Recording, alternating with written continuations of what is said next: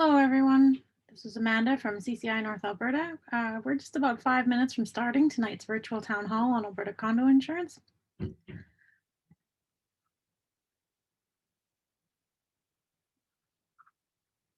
So sit tight and we'll be with you shortly.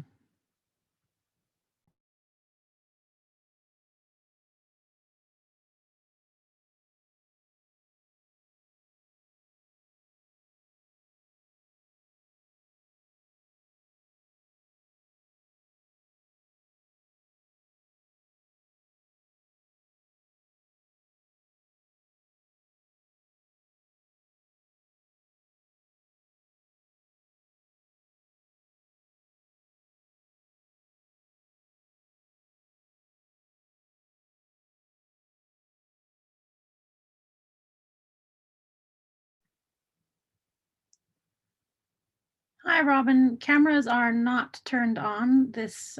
We set this up in a webinar format just because there's a bit of a deck at the beginning. My camera will be on soon. I just have the slide deck up so people know they're in the right place.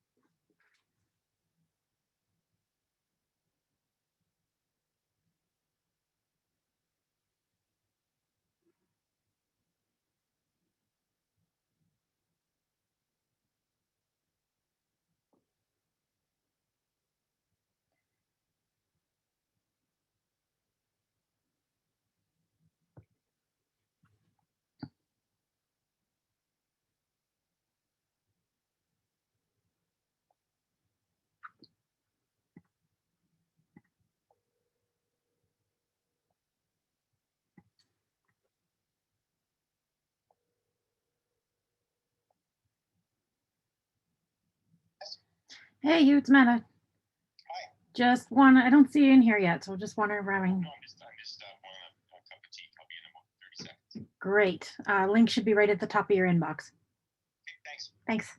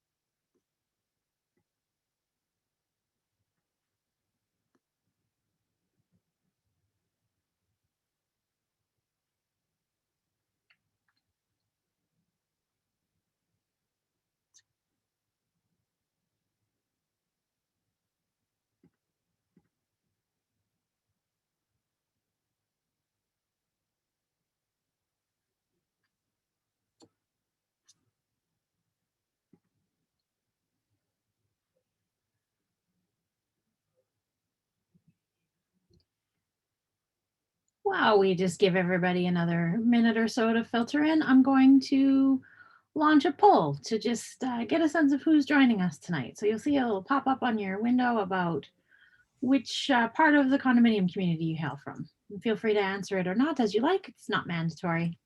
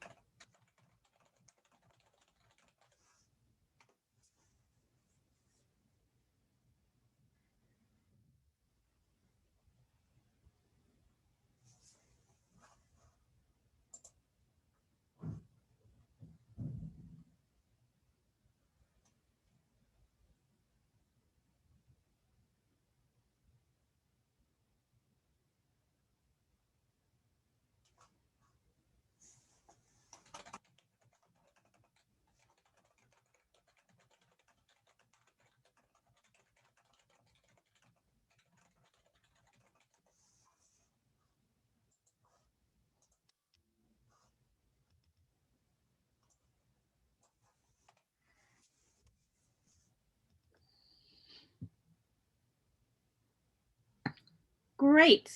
Welcome, everyone.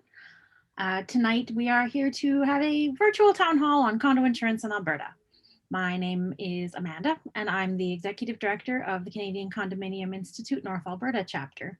For those of you who are longstanding fans of CCI North Alberta, I'm taking over for Alan White, so a little bit of a new face, but hopefully I can fill those big shoes. Tonight, we are set up in a webinar format just to manage we had about 95 people register for this, which is great, but I wanted to make sure that we didn't spend most of the night telling each other we're on mute and off mute, so I actually have control of microphones. The way we're going to work is please feel free to use the chat to interact with one another, with me, however you like. If you'd like to speak, if you mention it in the chat or raise your hand, we'll recognize you. And Hugh will talk through a little bit about how we're going to do that and what that looks like over the course of the presentation. So for tonight, we're going to go through a bit of a presentation recapping where this conversation has taken us over the last year. And then we're going to try and get into a bit of a discussion about how we should be able to move forward.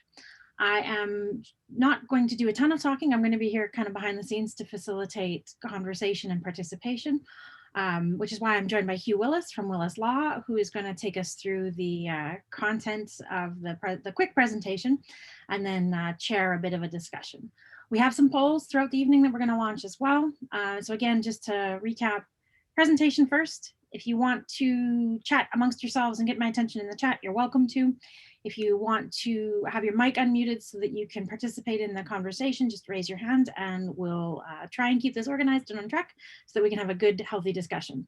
With that, I'm just about to turn it over to Hugh, but before I do, I'm going to end that poll that you all participated in. Thank you very much. And just so that everybody can see who's joining us tonight, the vast majority of folks who are on the line are condo board members. Thank you as ever for volunteering your time for that important service. And then we have a smattering of folks who are condominium owners who are not on the board presently, from management and from other industry service providers. So thank you. And with that, I'm going to turn it over to Hugh and disappear because I'm going to share my screen so that we can see the presentation.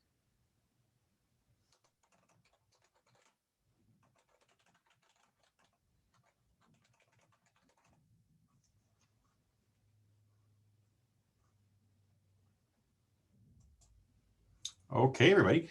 So my name's Hugh Willis. I'm a condo lawyer here in Alberta. That's how I spend most of my days, is doing condo law, assisting condo corporations and condo owners. About a year ago, we started a process where we were going to talk to people across Alberta about the insurance premium crisis, if you will. And then COVID happened and delayed that. And since that time, we're seeing a little bit of some, I don't know if I call it downward pressure on rates, or maybe that the rate of increases has plateaued a little bit, but we're still at a point where we can still get together and talk about solutions and see if there's still some steps we can take.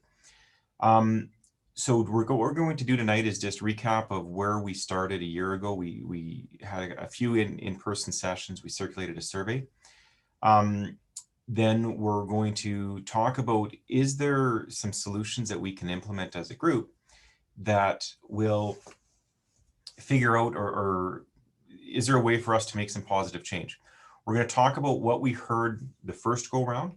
We're going to talk about some evaluation that we did in terms of those suggestions, and we'll gather your feedback on kind of where we're at. And then we want to turn it over to you to hear more and see if there's more solutions or thoughts from the industry. So when we get to that point of the presentation, what we'll do is, if, again, as Amanda said, if you put your hand up, we'll turn your mic on for a couple minutes. We'll probably limit it to 2 minutes just so we can try and get as many people as we can.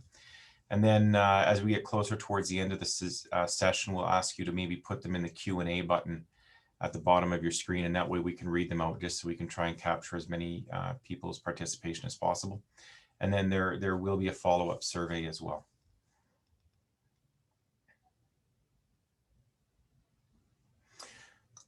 Oh, if you can go back one.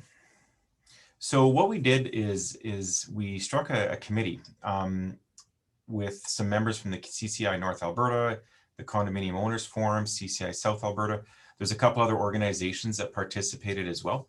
And we're just, confirming that they're going to be able to, put their names up there as well. But we've met, I think, 3 times for a number of hours to go through what was suggested, just to try and organize our efforts and try and combine the energy of many different organizations.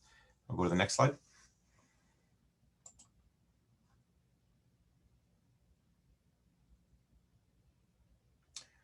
Will you be addressing changes regarding BTP to the Insurance Act? Yes. Best terms pricing. Yes, we will be talking about that. So go back one slide. Or one more. Okay, no, that's good. So what we're looking at is there's no silver bullet. There's no one issue that's going to fix the whole problem. But what we're brainstorming is there incremental changes that we can see from different participants in our condominium insurance world to see that maybe through a series of small steps we can put collectively one large step towards trying to get a bit better circumstance in what condo corporations are facing. And then we're looking at specifically what is within the group, or what is within the control of each group. And then next. So we broke the issue into components. Is there solutions at the provincial government? Is there solutions at the municipal government? And then what can we do as condo owners? Is there something we can do that way to try and take control of our own circumstance and make some changes as well?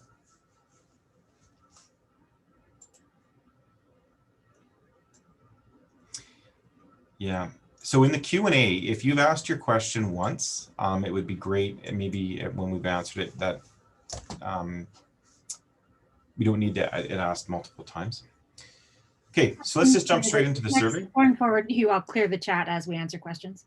Okay. Okay, so initially the survey, when we circulated it, 45% response was from Edmonton, 22 from Calgary, and a third from the rest of Alberta. About half was more than 50 units, a little bit less than that.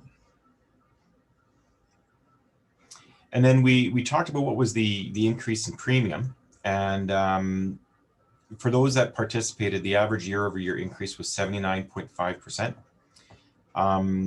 And part of that was skewed. There were some that were, several 100% increase. And then approximately 90%, or 88.7, saw a double-digit increase in premium amounts.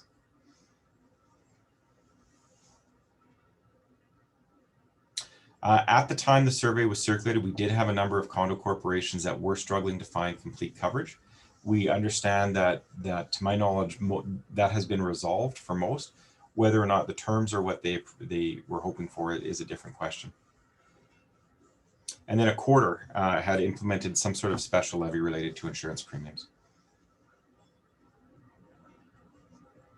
Okay. So now that we with some of the, I guess, market response is, we're wanting to hear from you. Are you still seeing large year-over-year increases? And are you seeing increases to the premium? Are you seeing increases to the deductible? And we want to know the impact of your claims history.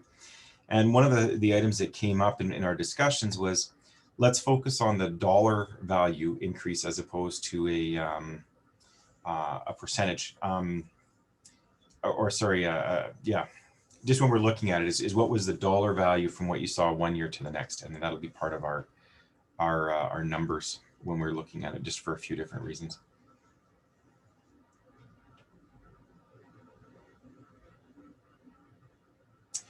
What we're seeing in terms of going forward is the level of detail being requested by the insurers is increasing. So there's questions about specific risks within units. So poly B piping, aluminum wiring, in townhouse style, they may want to know the age of the furnaces.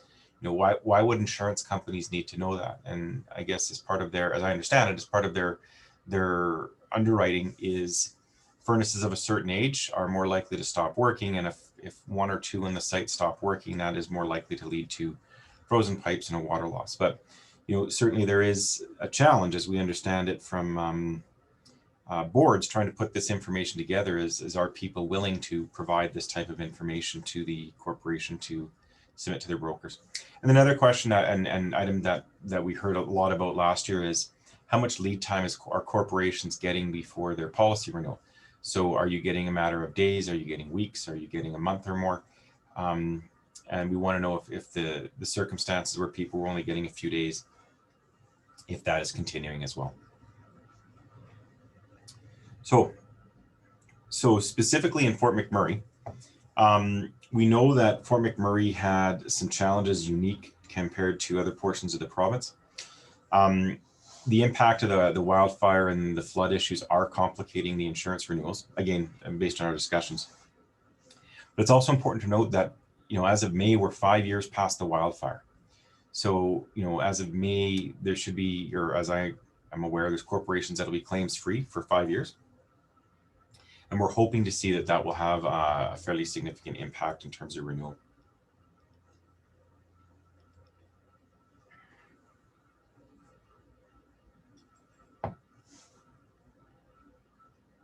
Okay, Superintendent of Insurance Best Terms Practice.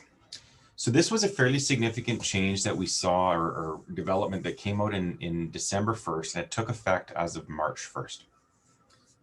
Next slide. So what is best terms in the insurance world? As I understand it, and please, the brokers who are on the call, if I get this wrong, please chime in and correct me. But when a condominium corporation goes to market, often there's not one insurer that's able to or prepared to cover the entire site or the entire replacement cost. So example, let's say we have a site where there's 3 different insurers who are prepared to each take a percentage of the claim.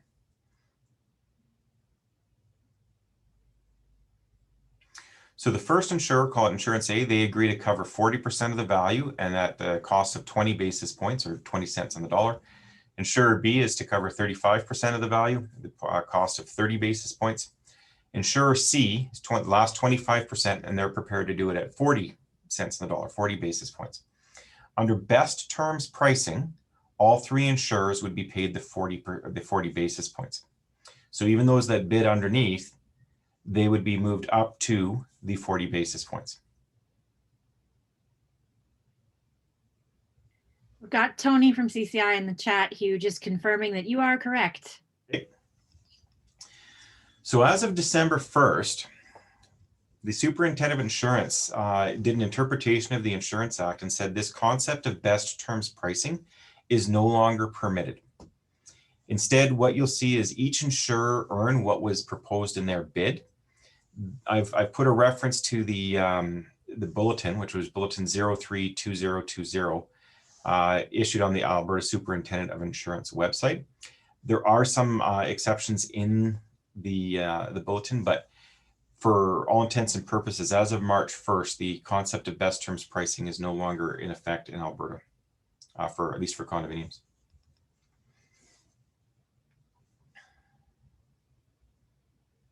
Okay, so last year, as we were gathering this information, there was some suggestions from owners on potential solutions. We're going to touch upon a few, some of which we investigated and thought, you know, this is something that we will take forward to owners again as we refine it and what we can do about it. And other ones that we looked at and thought, as we sort of unbundle it, we thought, well, maybe this isn't one that we'll take forward at this time, or it didn't work in other jurisdictions. Okay, so one of the suggestions was, well, you know, if there's a number of insurance companies who want to sell insurance in Alberta, what if there was a mandate that they had to provide a certain amount of insurance for condominium? That would increase the supply, hopefully then putting some downward pressure. So we looked to see if this was tried in other jurisdictions, and as I understand it, it was attempted in British Columbia in the automobile industry. And as part of that, and again, I'm going to ask Tony or Dawn if they're available. As a part of that, the result is certain insurers pulled out of the market, and it had the opposite effect. So instead of increasing supply, it actually decreased supply. So if they could just correct me if I have that, if I explain that properly. Yeah, okay, good. Okay, so that one is not one that we thought, well, okay, if it was tried elsewhere and it didn't have the intended effect and actually went the other way, well, that's not one we're going to be bringing forward today. Okay, another one was the idea of creating a captive insurance market for condominium. We're going to see the concept of captives discussed in our media because there's something they're looking at for the oil and gas industry. What it would be is sort of and again, just a very rudimentary explanation is all condominium is bundled together in the province, and in any event, we're not sure that's something that will happen quickly, and it might be something that BC tries first, but we're possibly several years or more before seeing how that would look elsewhere, and we just aren't aware that there would be the appetite for Alberta to try it in the condo market. So it's something that we thought we might keep as part of a long-term outlook, but not something that we thought we could pursue to try and get some relief in the short or medium term. Okay, so then another one was like, well, let's talk about a minimum renewal notice period, so that we're not hearing, or boards aren't hearing with just a few days notice that your premiums are X and you have to sign, you know, there's a significant increase and you have to sign now or you're without insurance. So we thought, well, is that something that's been tried elsewhere? And in fact, it has. So in British Columbia, they made amendments to their legislation on insurance, and specifically some amendments related to condominium. And minimum notice periods was one of them. So what we saw is their legislation was the Financial Institutions Act, and what we saw was a minimum 30-day notice to strata corporations of material change in their insurance contract. This includes intention to not renew, significant increases in premium or deductible amounts. Now, note that in BC, they call condo corporations stratas, so that's why it says strata there. But we did see that this has happened in other jurisdiction in Canada, and the minimum 30-day notice period was there. Another change they made in BC was the disclosure of commission on the selling of insurance, or on the insurance policy that ought to, or is now obligated to be disclosed. My understanding in Alberta is that they're fairly standard in terms of what the commission rates would be, but that's something that they've done in BC.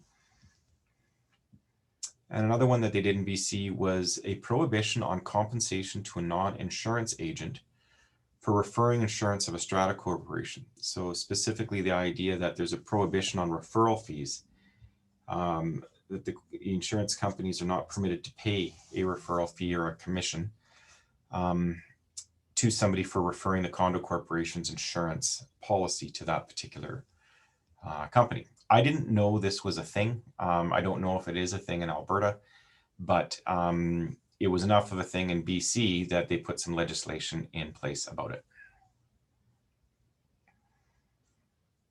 Okay, so to do those changes similar to what we just saw there, that would be a change that we would need to see in our provincial legislation. Next item is we looked at the building assessment report. So part of the red tape reduction process provincially removed the building assessment report concept from the new home warranty regime. The legislation or the parameters around building assessment reports were not well defined, and we would see wide variety in the quality. Some would be maybe tens of pages, some would be hundreds of pages. And often we were seeing just the process of the C schedules that the engineers and technicians would sign off on, or the architects, just being replicated in the building assessment report. So the red tape reduction removed that. I can certainly see why that was the case. So the question is, is there widespread support amongst condo owners on a replacement, such as a mandatory technical audit? If that is the case, the cost would more likely fall onto the purchasers of condominiums in that new development. So it's possible that we could see a change like that, again, a replacement in the provincial legislation. Just jump to the next slide there. As part of the permit process, there is also some control, I guess, municipalities could have to put some sort of process in on a region by region basis. But it's also possible for condo corporations and boards at new builds just to say, you know what, we're going to hire our own and do it themselves. We can do this without any legislative change. So again, just as we're contemplating a replacement for that building assessment report with something more robust and more beneficial for a condo corporation, there might be solutions at different levels. Hey, another comment there or topic that came up was ashtrays. And is there a set standard, or could we find a standard or get some instruction from our fire service or our fire departments around the province on a standard of ashtray that could be used in a multifamily site? Certainly we're aware of fires that have been started from cigarettes in the potted plant, or cigarettes in the dog bed, or cigarettes in the diaper pail, amongst other, essentially recklessly discarded cigarettes. And the idea is that is there something in terms of a standard style of ashtray for multifamily, and is this information that could be shared? So we have had early discussions just recently with fire service department from one of the municipalities on this point. Locations of fire stations in new developments. So insurance premiums, again, I'm a lawyer, I'm not an insurance expert by any stretch of the imagination. Insurance premiums are based on a number of different risk factors, and the insurance companies will look at a number of things, but that includes the proximity to fire stations. Some new developments in regions across the province do not see the installation of fire stations until well after the area has been developed. The result of that is if your condo site is 25 minutes from the nearest fire station, your premiums are at a higher rate or higher risk factor. So is there some discussion we can have and some changes we can push the municipal governments to try and expedite when the fire stations in areas will be built, and to try and see to take some pressure off condo corporations and new subdivisions. Okay, so we talked about what is within the control of condo corporations and condo owners, and is there steps we can take as condo owners now as opposed to waiting to see the change in government? And somebody has just provided a comment that the anything over 5 kilometers away from a fire station will result in an increased premium.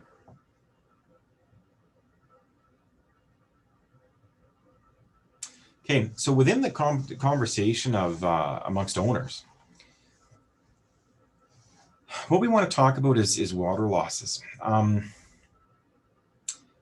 As much as the fire losses hit the news, there's significantly more water losses that occur in the province, and we're trying to get down to what's leading or what's contributing to those types of circumstance. And so one of the questions we in our discussions, it was a really good discussion, came back to Why is it people are leaving their windows open? What I found interesting is one of the discussions, it was said that if there's two sites that are essentially the same and one's an apartment building and one's a condo, the condo corporation will have a higher premium than the apartment building. And from what we could gather, that's often because in an apartment building, if something's not working, a thermostat or the heat goes off or whatnot, people are more likely to call the landlord to get it fixed. Whereas in a condo, maybe some of that preventative maintenance isn't being done on time. Okay, so again, just brainstorming, why do people leave their windows open? It's either too hot within their unit or the heat's inconsistent. One room is too hot and elsewhere is too cold, or one room is too hot and the rest of the unit is reasonable. So why would it be too hot? For those sites where there are zone valves, where there's hot water heating, is sometimes the zone valves will fail. They'll seize open or they'll seize shut, causing the unit to be too hot or too cold. The heating system itself may be needing a maintenance item and it's just not functioning properly. And another item that we're seeing is thermostats. Is the thermostats aren't programmed properly, leading to one room or one area being too hot or constantly starting and closing before the others are in. So what is a zone valve? In plain language, zone valve is a valve on the hot water heating which regulates the heat. Again, it can be seized open or seized closed. And when it's too hot, people will sometimes leave a window open. So zone valve technology is evolving, and this is something that we've looked at loosely, but we were trying to bring it back to owners today to say, hey, is this something that we can set some best practice around? So for example, if you're replacing your zone valve, should the board or should the corporation be looking at asking owners to put in a smart zone valve where there'll be an alert sent if there's a change in water pressure, so that we can maybe respond to a water loss much faster because we're alerted instantly or within a few moments of the water pressure changing, which would suggest there's a pipe burst or a leak at some point. Furnace cleaning and servicing for those units which have furnaces. And the other point here is if we're looking at servicing the zone valves or servicing furnaces or doing maintenance on it, or even checking thermostat technology, is who's most likely or who's best suited to actually get that inspection done? In your site, is it that the board should be trying to coordinate this or should coordinate this to everybody's unit, the inspection, or is it something that you can trust owners to do? Are the owners going to do so? Or if there is a repair required, is the owner likely to put in, say, that more modern zone valve that might cost a few extra dollars, and hopefully reduce the risk of a water loss? But again, I guess as part of the concept and part of what we're trying to look at tonight or in these sessions is there a different way we should be looking at or can look at our historical maintenance item in terms of inspections on the preventative maintenance item? So my question to the group, and when we get to the Q&A part later, when we ask for your input, is how do you suggest we get owners to do the repair and maintenance items? Give us your feedback, give us your suggestions on how we can actually get that accomplished. How likely is it that your owners even know where your zone valve is? I will admit, I lived in my condo 3 years. I was on the board. I knew what zone valves were. I have no idea even to this day where the zone valves are in that unit that we still own. Couldn't tell you. Now, another question is, do owners know where the shutoff valves are to shut the water off in their unit? Unfortunately, over time, sometimes these get removed or they get closed in behind the drywall. So a question is, hey, is this something that we should be looking at as well as part of our inspections? And when was the last time owners inspected their water shutoff valves? Certainly we're aware of a number of losses where, yeah, there is a water shutoff valve in place, but the water shutoff valve is in so old or a state of disrepair. But you go to turn it and the valve breaks, and it's actually the water shutoff valve that causes the loss, not so much the what the water shelf was trying to protect. And I see a comment just came up in the Q&A that just said that.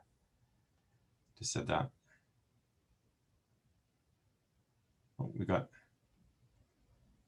Amanda, we can't hear you. That was the last slide, Hugh. No, I thought there was a series of more other ones. No, there were. That's really weird then. Let me go back in. I'm sorry. I don't know why. Sure.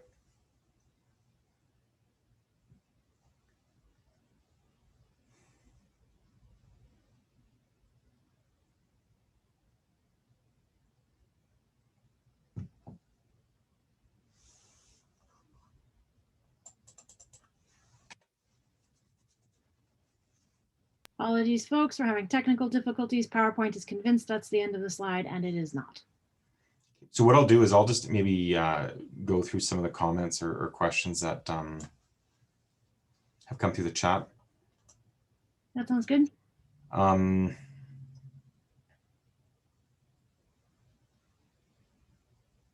So people are confirming that they did have to provide a list of hot water tanks, and those older than 10 years would not be covered by insurance in the townhouse style. So then the response to that is the question is, what did you then have to compel your owners to change them? Somebody says, I know where my water shutoff valves are, but I can't turn them. The item that's frustrating for condos and condo managers is the insurance coverage does not take into account the corporation's powers and expect that a condo can arbitrarily do things. An apartment style condo, that may be true. In a townhouse or plex style condo, set of bylaws often does not allow the board to determine any maintenance, repair, upgrade in a unit. No, I think your bylaws can set out your maintenance obligations. In fact, they should set out the maintenance obligations. Another person says valves should be reviewed or exercised on a regular basis, meaning to prevent them from seizing and or leaking. Most people don't even think about it until they shut them off. Possibly make it similar until changing batteries and smoke detectors. That's a good.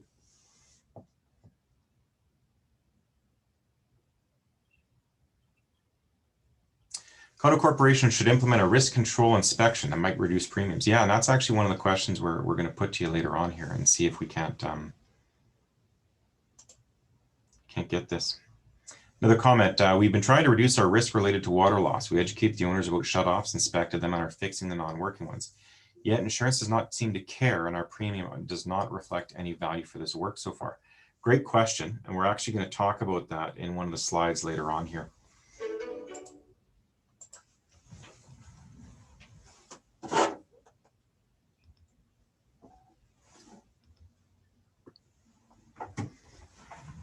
Okay, so as we continue, so some of the questions I've got for you, and for those people who have implemented the maintenance or inspection programs, how receptive will the owners be in your corporation if the corporation wants in to inspect?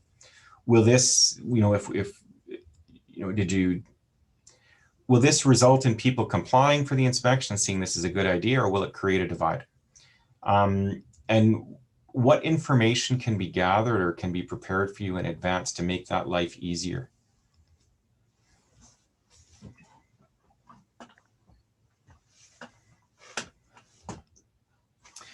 How will owners react if there's an increased cost of taking the preventative maintenance without a direct cost savings on the insurance premium? So that question that was just asked is, you're doing this preventative maintenance, you're not seeing any benefit from the corporation. What is it that, you're going to get questions of why should we be doing it? If we're spending this money, we don't see any benefit. And as part of the discussions we had on that, we're not likely to see any direct or immediate benefit, but what we're hoping will occur is there will be less insurance claims on your site, so you'll have less changes, as well as once you can demonstrate more of this loss history, more of this preventative maintenance and inspection program. The suggestion was that may make more insurers look to you as a possible place for them to put their investment, their insurance money. So you may attract more people willing to put insurance on your site, whereas those that don't, the implication or suggestion was that it may be that insureds who are looking with greater scrutiny on where they're willing to insure might be less willing to insure a building that has different risks because there's lack of maintenance than others. But I think it is a fair question for owners to ask, and I expect it is a question owners to ask. We're hoping that they, we'll see some change in that. But I think I'm curious to for more comments and feedback on that.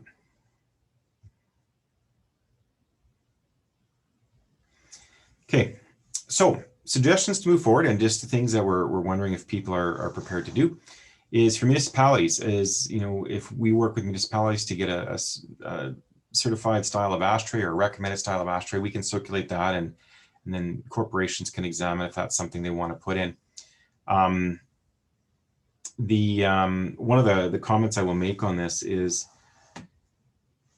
even if your building is non-smoking or site is non-smoking, it's not always the residents or your current residents that are the ones putting the cigarette in the potted plant or where. Sometimes it's guests because they don't have anywhere else to put their cigarette. And another item is, can we use the upcoming municipal elections to raise profile on fire stations and new developments? Is this something that, if people would be willing to write letters on, and to see if that's something we could cause some positive change there? For our provincial government, things that we could look at doing based on the feedback we have coming in today is, we encourage the industry to lobby for changes in legislation. Would require an organized campaign. I think more organized on that front would be better. And what we're also finding, just based on experience in terms of other items that we've launched campaigns on, is the letters that are written from homeowners are more effective than those letters that are written on behalf of the entire corporation. We still constantly battle this concept that condo owners and condo boards are different things, and that condo corporations are, so far removed from their regular day-to-day of what condo owners are. So yeah, we can look at perhaps an organized campaign that way. We're also finding that the tone helps. Certain tones that are solution focused are a bit more, seem to be more well received than others. For condo corporations, could we create some best practice documents based on our discussions and based on our investigations? And if so, do you think owners on your site would be implemented or be willing to support the implementation of these best practices? Because if the owners are willing to support it, it's an easier decision for the board to make. The idea that, hey, if we spend some dollars, or we might be saving substantially more down the road.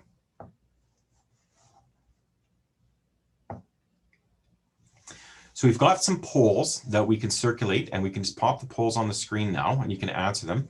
And then once the polls are answered, we will then go to the Q&A.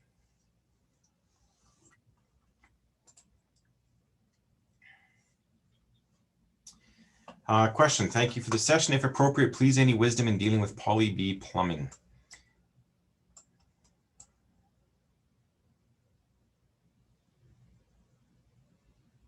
Okay, so I'll maybe just focus on the polls.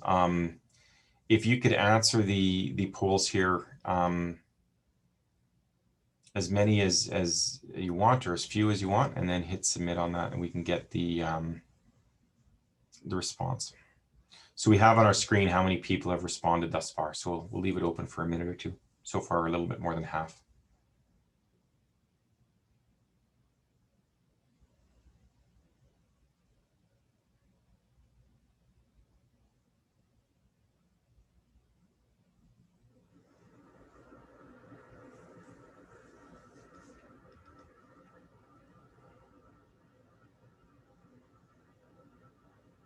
Okay, so we're at, still got a few more people left. So if you could just hit submit, and we can get going on that.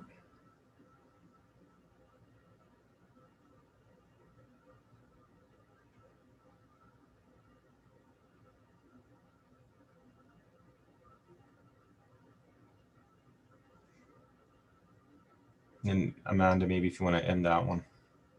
Can do. Want me to share results or just go to the Yeah, next share, one? share the results is good. Great. So on that one, we had, 100% everybody who responded supported the idea of the 30-day renewal. So that's excellent. And 2/3 talked about disclosure, and more than 70%, almost 3 out of 4, the prohibition of commissions or referral fees. Okay, so that's good. So going forward on this, as we try and again pinpoint our collective efforts as owners, we can take this and go. You want to jump to the next one? Can do. Our next poll is on building assessment reports. Okay, so this is for new developments. And now it's remember, there's no group out there to represent prospective people who might in the future buy a new condominium. So it's probably up to owners like us to think about, hey, is this something we should look at?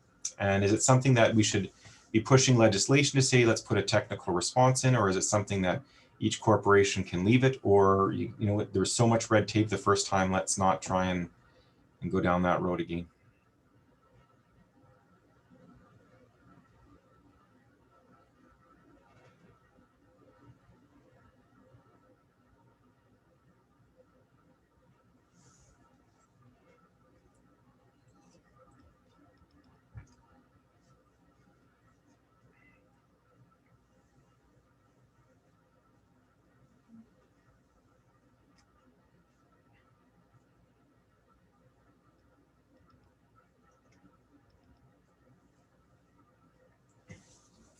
And the faster people click, the faster we can move on. We're testing to see how awake everyone still is. Yeah, or the faster we can get to the Q&A where people themselves will get to chime in. So maybe we'll stop there.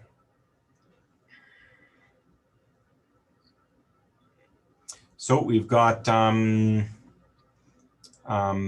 about 60% that say they would support it. 1/3 that said no, leave it to each condominium to sort it out themselves. So maybe on this one, we could be looking at some sort of combined effort to say, hey, condo corporations, you still have this ability directly yourselves, and maybe an education piece that way. Hey, next one. Ashtrays. All right. If there was if we were able to find, get a fire department to say, hey, here's a style of ashtray we recommend, would you think your owners, or would you be willing to support that at your condo? Or do you think, you know what, leave it to each owner to be responsible providing their own?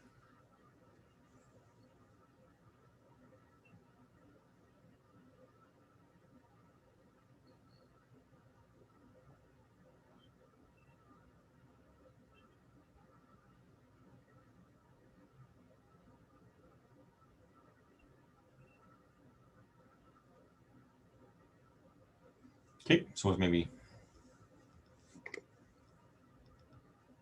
Call that one a wrap. Yeah. Thanks for responding quickly, everybody. So about not quite 2 to 1, but fairly close, that said yes if there was a designated style. Okay, so the idea there is let's go through and the exercise of trying to get a recommended ashtray, and then we can put it to condos. But the idea here is based on tonight is that there, it seems that there would be support from owners for implementing on their site.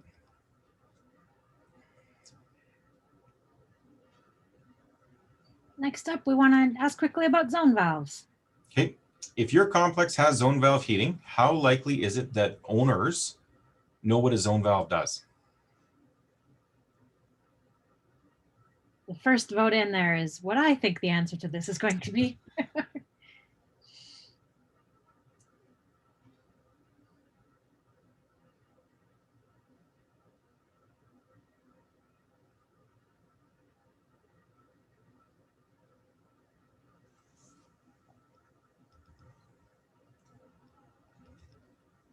We'll maybe stop this one early because of those people who don't have zone valves wouldn't be participating on this one. Yeah, that's fair. So that looks like the last response we're going to get. Okay, so between not likely and very unlikely, we've got 77%, with an additional 12% aren't sure. So what that suggests is that we may need some education pieces on, as part of our best practice concept on zone valves and what a zone valve does, so that we can explain it to owners. We're more than halfway through now. Our next poll is on fire station locations. Okay. Would you support an organized effort to raise the issue of the location of fire stations in the upcoming municipal election? Yes, I would. No, this issue doesn't affect me directly, so I'm not likely to participate. Leave the current situation as is, or I'm not sure. Sorry for the typo there. That was me.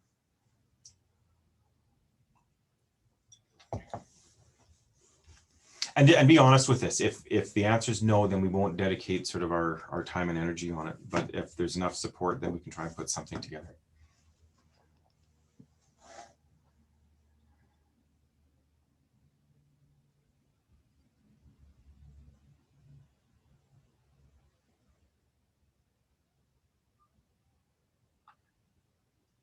Okay, we're at our number that we usually get there.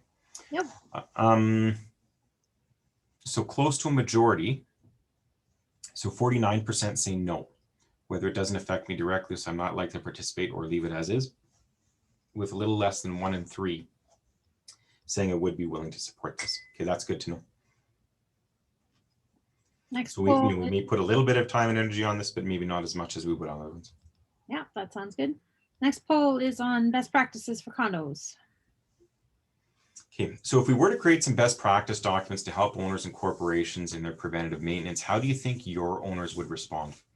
Would they definitely be in favor? They might be in favor once they risk of, framed within the nuance of insurance. They'd say they don't want to spend any money. Condo fees are too high anyways. Or they said, we won't want to do it because I don't want people from the board or their contractors entering my home.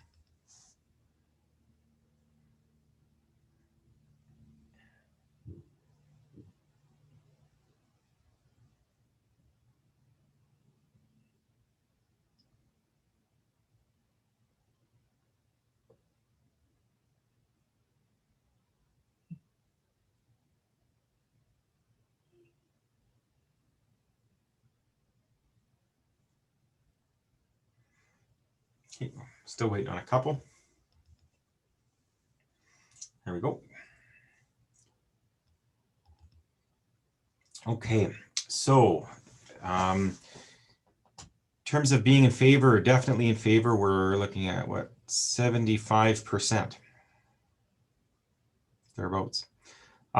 So what that suggests is that, okay, yeah, maybe we should put some time into creating these best practices, and when we gather more information from owners and put that together, and then hopefully as part of that, because the majority think it's that the owners might be in favor, we'll want to make sure that our communication in terms of the reasoning behind each of the best practices is as clear as possible. Okay, and our last poll is more on what next steps could look like, and if one of the ideas we've had would be helpful. Okay, would you use an information package or letter writing template that supports with and writing your MLA on the provincial government issues? So, should we be putting some sort of kit or package together to try and help focus the energy? And do you think your other owners would participate as well?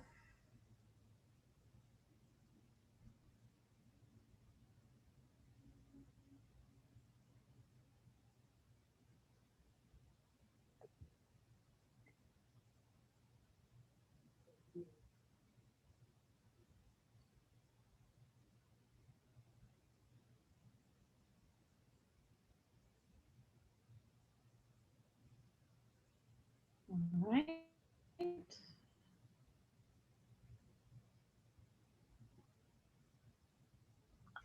So overwhelming, yes. So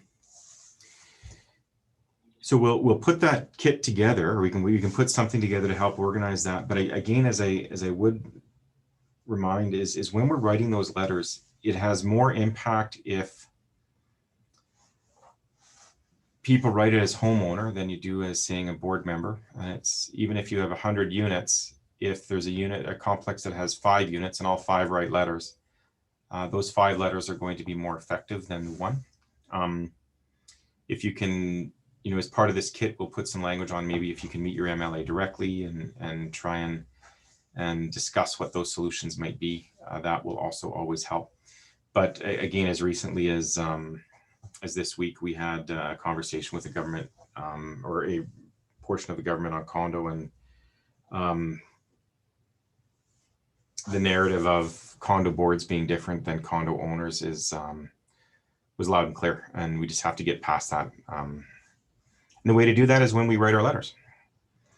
So with that, those are the polls. Thanks very much for that. We're going to turn it over to you guys now. I'm going to go through the Q&A here first. It's very helpful. If appropriate, please share any wisdom you have dealing with poly B plumbing. I've got my knowledge on poly B plumbing is not as strong as my colleague in the office who does our litigation over poly B plumbing. But maybe what we can do is try and gather some information specifically on that and share it with you. If you want to email in the to Amanda, and we'll try and gather that for you.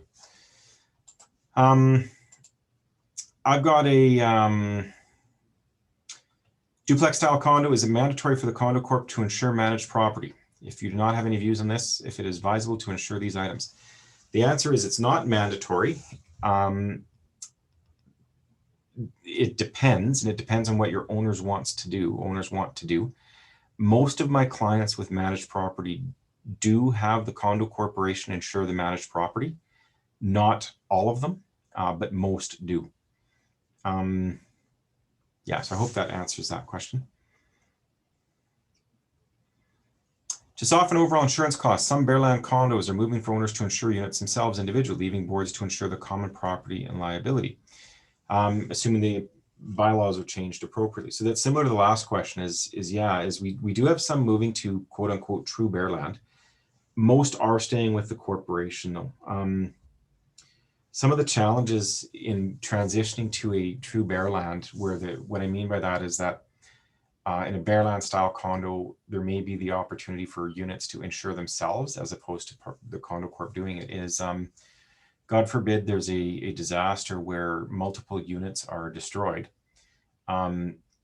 There's all sorts of overlapping legislation in terms of who would have access to the site to do the rebuild, specifically occupational health and safety legislation, and trying to coordinate that and who controls the site. Is it whose contractor gets in first? Is it whose gets in second? So we have to be pretty precise and have to be very clear with our owners when doing that step. Question, are referrals fees common here in Alberta? I have no idea. Like I said, that was new to me when I found that out a few weeks ago. So I honestly don't know. In the cases of losses from flood or wildfires in Fort Mac, should the municipal government be held accountable for approving developments in flood zones or high wildfire areas? If I'm not mistaken, Abasand and Beacon Hill are some of the older subdivisions in Fort Mac. Like I have relatives who lived in Abasand back years and years and years. So I don't know if that's something that would be applicable. The flood zones I know in Fort Mac is a highly contentious item. I don't have an opinion on that one way or the other, except to say that if you can urge your municipality to do robust mitigation efforts and invest in that as a municipality, that would be a good idea. I found the federal MP way more receptive of the issue compared to our MLA or TBF minister. Okay, good to know. Thanks for that. That's interesting. I agree with the issue you have with the government understanding that owners are not different from condo boards. Many owners need to get this understood as well. Any suggestions on how to get this message across? Yeah, what I find in condo is a lot of times the condo board is somebody who was cajoled into raising their hand at the AGM because no one else was willing to step up and do it. So things I would encourage is everybody should take a turn on the board at some point. That may sound terrifying to some, But the more people you have cycling through the board who then get a perspective on what the board has to do in meeting these issues, it's probably better. So if you have the same board over and over and over and over, maybe at your next opportunity, just pick a couple people, say in advance and say, you know what, I think you'd be good on the board. You haven't done it before. We'd love your participation. Would you be willing to put your hand up? Well, you know, I don't have time. I'm busy. Well, you know what? So am I. But somebody's got to do it. And having new perspective is a good thing sometimes.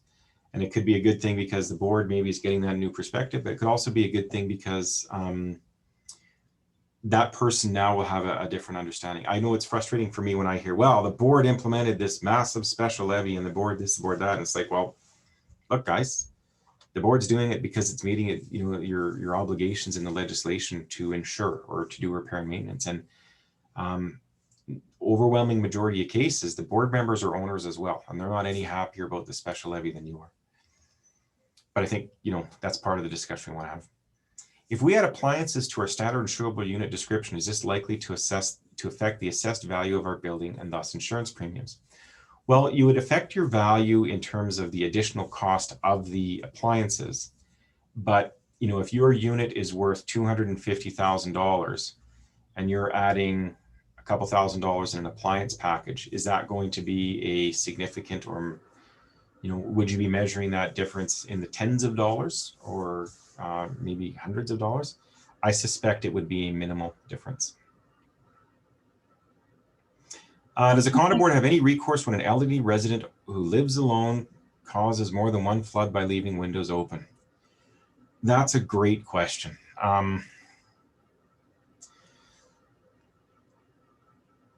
We've seen more people struggling in the last 6 months with capacity issues or mental health issues than my whole career combined. So our office here, and we're a boutique, so you know, 4 of the 5 lawyers do nothing but condo law. And I think it's related to the pandemic that people are going, maybe the pandemic is kind of what pushed them past their support level. We have seen circumstances where elderly people are leaving the stove on or leaving windows open. We have the ability to charge the deductible back if your bylaws are worded appropriately, but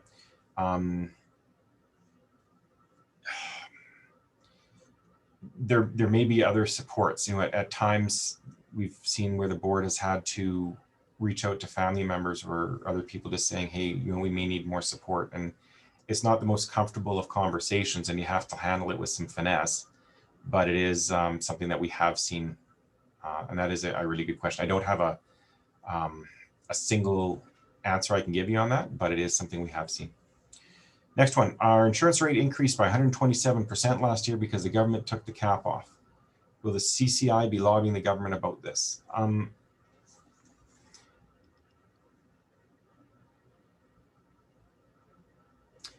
I would need more information specifically about your circumstance.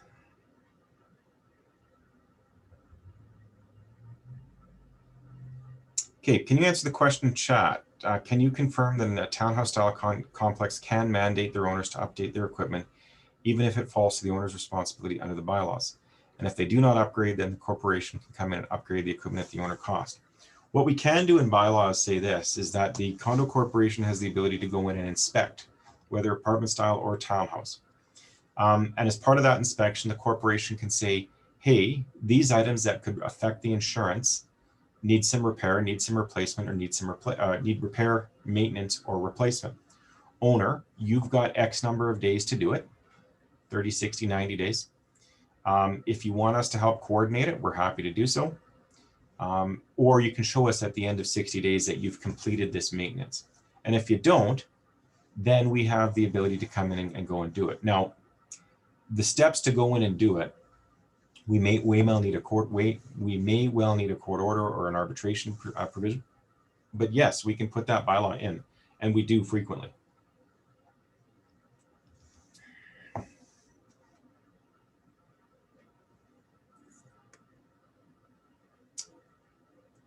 Yeah, I have a condo corporation, similar situation as Larry, would be happy to provide further details if appropriate. Yeah, we grab that afterwards, but you know, I'm not aware of there being a cap on property policies, condo policies. There may have been in auto, but I'm not aware of it in condo. And part of the reason I say that is I've had clients that have had more than 125% increase. So yeah, so I think there might be more to it, the increase than a government cap, because I'm not aware that a cap actually existed for the property policies. So question, back to the maintenance items. So if the owner does not do it and the corporation does, how does that work with the tenant chargebacks and collecting those funds back? What we have to do is have your bylaws worded appropriately so that we put in as many provisions as possible to allow the corporation to collect the money of the repair and any of the enforcement costs, including legal fees, from the owner, whether that's by filing, having the ability to file a caveat, or whether that's pursuing in small claims court or a different court jurisdiction. So you want to see multiple different items. The water flooding issues we've had were mostly from appliances such as a washer being left unattended. This might be something difficult to address with a bylaw or a rule. Any suggestions? Yeah, practically speaking, that would be. Like, I know people turn in the dishwasher on before they go to bed. Part of, or the washing machine, you start it, you head out to the Safeway, or you go out to work or whatever. I don't have any specific suggestions, but I'd love to hear some if you've come up with any, or if anybody else does. Question about the 125% increase. We have a modern, up-to-date condo with sprinklers and concrete and steel construction. Our costs are far too high. Okay, sure. That's I guess, thanks for the comment. I don't know, there's not a question there, so I guess there's nothing for me to answer, but it is something that we can discuss. It's interesting that a concrete and steel with sprinklers, maybe it's your loss history or a change in your insurance appraisal. Does this organization primarily represent high-rise condo apartment type units or single duplex, triplex? Well, this organization is literally a group of volunteers trying to gather our collective energy and angst in the insurance issue in condo, and then seeing if we can organize a bit and try and do it. So there's no real organization per se, and we're just trying to do this as owners, right? So are the insurance rate increases driven from high-rise condo complexes or single duplex, triplex organizations? I think, as I understand it, the rate increases are from a number of factors, including the integration of the global insurance market, the interplay between fires in BC and that hailstorm in Calgary or Southern Alberta earlier this year. I'm told was one of Canada's worst natural hailstorm disasters ever. There's some insurers that are no longer participating in the market as fully as they always have been. So we'll go from there. But again, something else. Let's talk about that best practice change. Can I just jump in there quickly? Sure. I don't have the breakdown in front of me, but just the Canadian Condominium Institute, both the North and South Alberta chapters are part of this conversation. Between the two of us, I think we have somewhere in the range of 1,000 members across Alberta. Might be a little higher than that. It's a pretty good breakdown of different kinds of condo. I don't have that number in front of me, but from the survey that Hugh talked about at the beginning of the presentation, about half of the respondents were townhouse or row style, about 43% were low mid-rise apartment, and about 10% were high-rise condos. So actually, pretty representative of what the housing stock is like, and that varies regionally and stuff. And we're seeing these kinds of pressures on condos across the board. It has more to do with your claims history and the age of your building than it does to do with what style of condo you're in. So I'm going to answer just one or two more, but then I want to hear from you. So if you want to raise your hand and we can put your microphone on there. I love hearing from people in the Q&A, but if you have something specific you want to talk about, by all means, raise your hand. Question, or back to that change in best terms practicing or best terms pricing. So what that will do is have a few different things. One, it won't bump everybody up to that 40 basis points as was in the example. So you're going to see some downward pressure on rates from that as well. because the person that came in or the company that came in and bid that 20 basis points, they're going to stay at that 20 basis points. It's also going to allow corporations to say, you know, if the brokers were saying, hey, we've filled 91% of your policy, we're still chasing global markets to try and fill that last 9%. With this change in best terms pricing, they'll now be able to say this first 91% is costing blank, because that number won't change when that last group jumps in. So I think this is, like, I'm hopeful. It just started March 1st. So I'm hopeful over the next number of months, we're going to see that being a fairly good chunk of downward pressure. It's not the one catch-all solution, but it is something that I think was a really good response from the superintendent. Question, for adequate coverage on corporation insurance, the building appraiser would require a copy of the SIUD, correct? I sure hope so.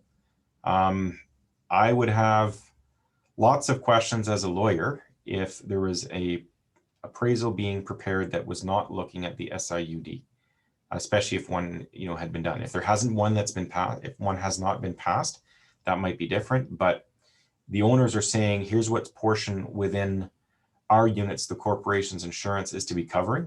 The person preparing that appraisal should be familiar with that on a site-by-site basis. Backflow valves and sewer backups in a townhouse row housing. If a unit may have a finished basement versus one that does not, how would we determine the cost to install backflow valves where we have a mix of finished and unfinished? Claims are a factor.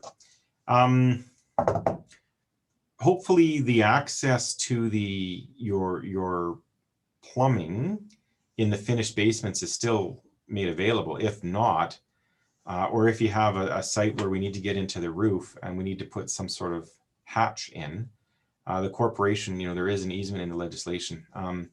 In terms of the cost, I would put that one out to tender and see what your cost would be. Just one, to inspect it, and two, what the cost to replace it would be. Our insurance broker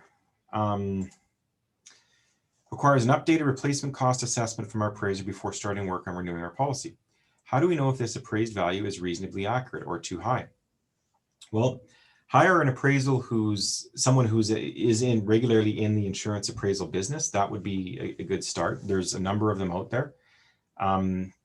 You could talk to people at any of the groups, participating tonight, Condo Owners Forum, CCI North, CCI South. I know the CCI will have a trade registry that you can look at for members, made available to members. Don't be afraid to ask questions of your appraiser. I know I've asked a number of times where I've seen a site that has quite nice condos, and I say, well, I wasn't aware that you guys had the cheapest solution for everything. And the board was outraged. What do you mean? And I said, well, it says builder's grade for every single thing here through your insurance, your standard insurable unit description. Is that your intent? That the corporation's insurance would cover the cheapest solution for every item? Well, no, it wasn't. Okay. Update your SIUD. Okay, would it be worthwhile to explore a dual deductible policy? Example, one for the corporation caused issues and acts of God, and one for owner negligence, i.e. the window was left open. By doing this, the 50,000 deductible cap in the condo legislation is in the way currently. Just an idea to offload some risk from the condo corporation to the causing owner. Part of the, I guess, fundamentally in insurance is the corporation's condo fees are paid for through the common expenses, and as an owner, my condo fees pay for part of that insurance. So I'm deemed insured under that policy. So I think to move away from that, it'd be a fairly significant change in our legislative regime and ownership regime. I wonder if a different solution there would be, in a few years, looking at how many deductibles are not at the 50,000 mark. Because I think that's going to resolve many of them, not all, but many. Are there questions? Anybody want to put your hand up and speak? I see the list of attendees' names, and I recognize enough of you. I could just start calling you out. We're in a newer 2019 duplex style Bearland condo. Our insurance broker, 44 units, our insurance broker indicated he had difficulty obtaining alternate quotes for the corporation because we are too new. So it appears that we are being penalized as much as those developments that don't have claim.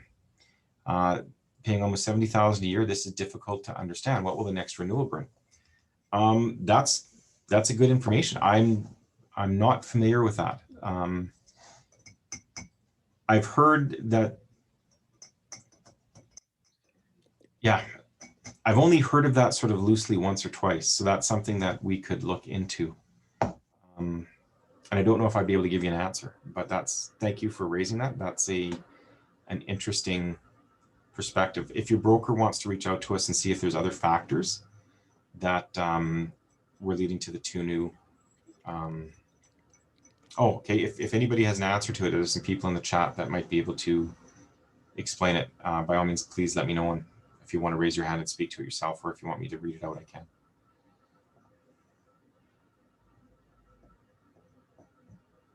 Oh, somebody's raised their hand. Great. Where is it in the list? Tony. Can you hear me? Yes. So a lot of the time with new construction, and this is very present in Ontario, new construction is more difficult to insure. Some of it has to do with potentially not knowing how well the building's been constructed.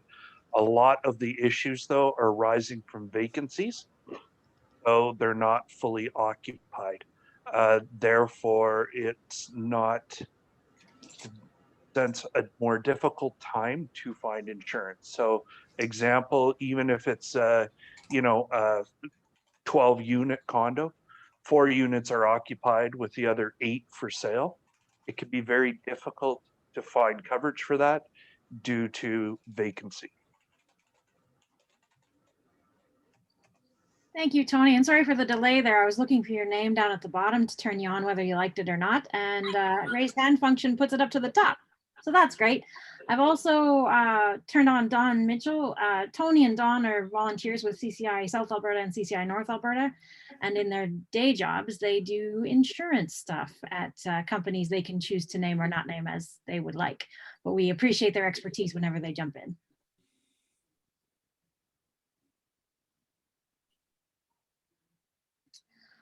So maybe, oh, it looks like Barb put her hand down. Are there any other questions?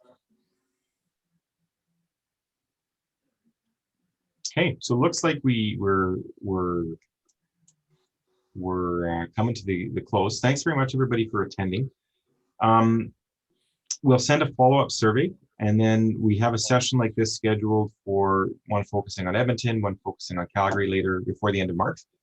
And we're, following that, we'll try and gather together and work through some results. And we certainly will take the survey comments, or the poll comments that you guys participated in today, as well as some of your questions, and we'll work on something. And again, it's we're going to have to roll up our sleeves. There's things we can control as condo owners, and then there's some things that's in the control of other groups, whether it's the municipal or provincial government. But collectively, let's hope we've got the opportunity right now, because of the energy and the attention, to combine our efforts and make some changes. So thanks very much for coming, and have a great night. Hugh, yes, sir. May I add one more thing? Yes. I just, on behalf of Don and I know we would like to thank everyone who attended. All too often, and Don and I were texting a bit back and forth about this, is there's a lot of apathy out there. So to have 90+ people to be involved makes it is fantastic to see. It means people care, and just bravo to all of you. Condo is not carefree living. Yeah. If I see another sign that says buy this condo for carefree, worry-free living, I'm gonna. Yeah.